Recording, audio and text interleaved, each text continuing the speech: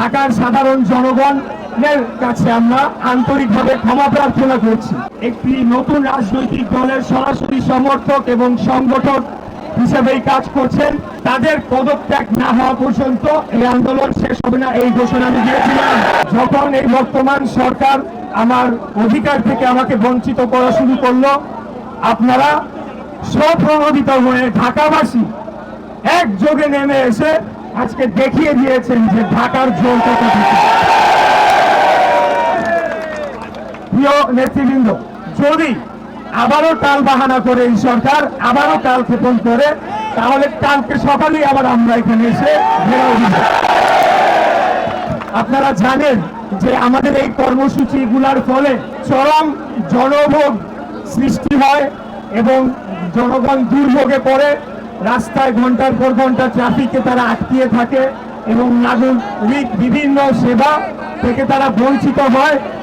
এই যে ঘটনাটি ঘটে সেটার জন্য আমাদের নেতা এবং আমরা দুজনেই ঢাকার সাধারণ জনগণের কাছে আমরা আন্তরিকভাবে ক্ষমা প্রার্থনা করছি। বর্তমান সরকার তারা আমাদেরকে অধিকার বঞ্চিত করতে গিয়ে এমন পর্যায়ে নিয়ে যায় যখন আমরা বাধ্য হয়ে এই ধরনের কর্মসূচিতে আসার জন্য আমরা সিদ্ধান্ত নেই। একটি নতুন রাজনৈতিক দলের সরাসরি সমর্থক এবং সংগঠক হিসেবেই কাজ করছেন, তাদের পদত্যাগ না হওয়া পর্যন্ত এই আন্দোলন শেষ হবে না, এই ঘোষণা আমি দিয়েছিলাম। কালার এক্সপার্ট, জর্জ স্যাপ এবং মাইল্ড অন হ্যান্ডস টেকনোলজি সমৃদ্ধ অরিক্স ক্রিস্টাল ওয়াশ আপনার লন্ড্রি এক্সপার্ট। আমি আমার সেই ঘোষণাকে পুনর্ব্যক্ত করতে চাই, তাদের পদত্যাগ না হওয়া পর্যন্ত এই আন্দোলন চলমান থাকবে।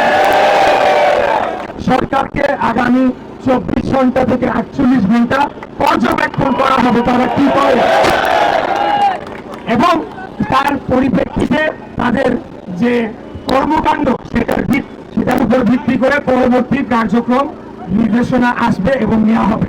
এখন এখানে একটা জিনিস স্পষ্ট বলতে চাই যে রায়ের বিষয়, শপথের বিষয় আলাদা অংশ, আর এটা হয়ে যাওয়া মানে প্রথম যে দাবিটি করেছিলাম যে ছাত্র প্রতিনিধি সহ অন্যান্য প্রতিনিধিদের পদত্যাগ করতে হবে, সেটা কিন্তু পরিবর্তন হবে না। সেই দাবির জায়গায় থাকবে। আমাদের যুদ্ধ কিন্তু শেষ হয়ে যায় না।